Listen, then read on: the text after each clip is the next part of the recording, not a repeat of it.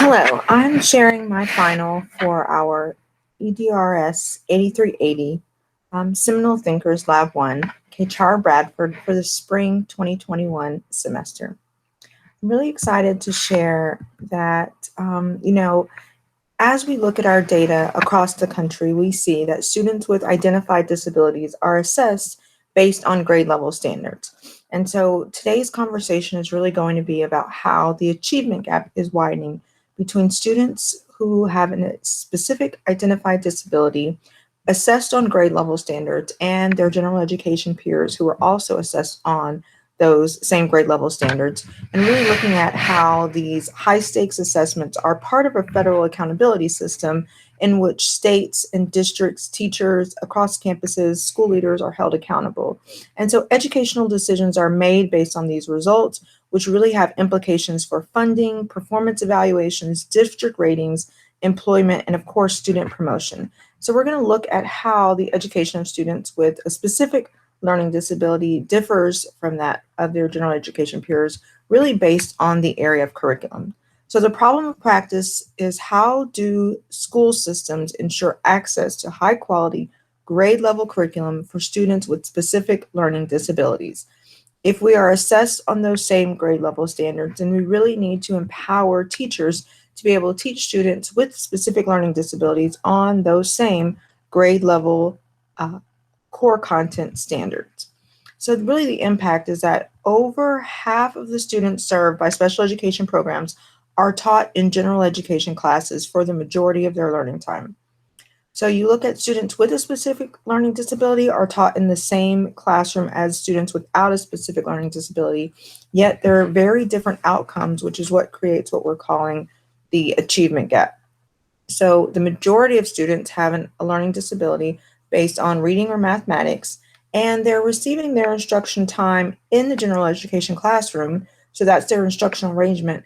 But when we look at the curriculum that students are offered and their access to high quality grade level content through the curriculum, that's where we see a big differentiation between general education students and students with a specific learning disability. Our focus population is students with a specific learning disability because when we look across the 13 disability types that are recognized federally through policy, we see that students with a specific learning disability actually represent the largest student group. 33% of students with a disability fall under the umbrella across the country identified as a specific learning disability.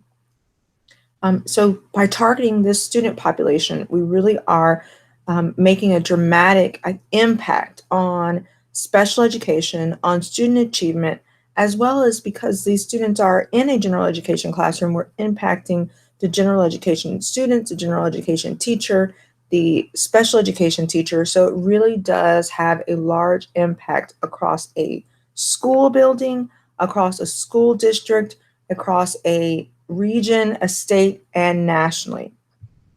When we look at our national data, according to the NAEP, there are achievement gaps between students identified with a specific learning disability and students not identified as having a specific learning disability in both reading and math.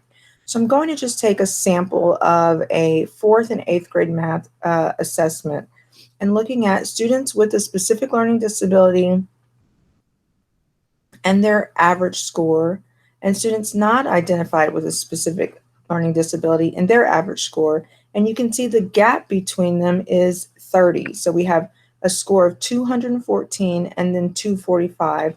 Similarly for grade 8, so it doesn't really improve, it actually widens. The achievement gap widens in mathematics between grade 4 and 8 when we look across these student populations.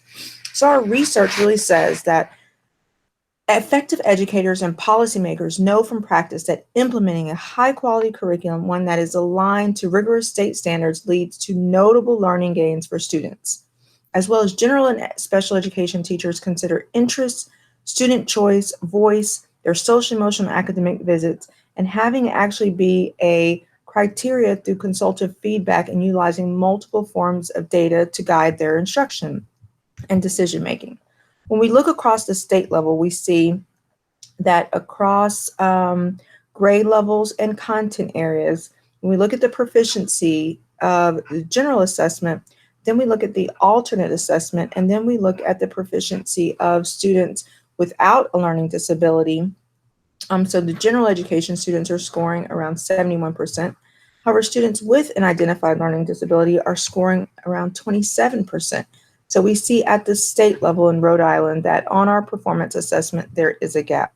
As well as regionally, when we look across the districts, looking specifically at Providence, we'll see that students in special education are scoring even below students who are chronically absent and students who are multilingual learners who don't have a firm grasp yet on the language. In both math and reading, the outcomes for students identified in special education, served in a general education classroom, identified with a specific learning disability, their trajectory for learning is lower than their peers, not just in general ed, but even the students who are not absent, who are not attending class on a regular basis. So how can we utilize improvement science? I think the biggest way is for teachers and school communities to utilize this plan, do, study, act. In this case, planning would be that expanded inquiry, bringing more teachers, bringing more students, bringing more families into the conversation, developing a network of support that can look at this problem and really study it to elevate the best practices and see where it's working and what those effective curriculum practices are for implementation, and then act on that, prioritizing which grade levels, which content areas, where do we really need to push that lever, and where are we seeing the best results? So the research questions that I have are, to what extent are the differences in the impact of professional development on curriculum implementation for inclusion teachers? How do elementary and middle school leaders create schedules that increase achievement for students with a specific learning disability in reading and math? And how do thriving school systems monitor curriculum implementation for students with specific learning disabilities? One way to do this is through our driver diagram, where we really look at what is our goal, what is our aim, and then what will we do to get to that point. So what are the primary drivers? We need to ensure these factors, which require us to implement these measures, which then ensure that it happens on a regular basis for students across the district by applying that intervention. And finally, we're going to evaluate systems, looking at interoperability. When students receiving special education services for a learning disability are provided interventions and curriculum options that are below grade level, the achievement gap just widens on these regular assessments. And across the board, the Office of Special Education is saying that regular assessments are those assessments that are focused on grade level academic standards. And so in order for us to increase students' proficiency in that, we must increase their exposure and their opportunities for success. So I'm very excited about this research. I look forward to talking more and sharing more as the months and days go by.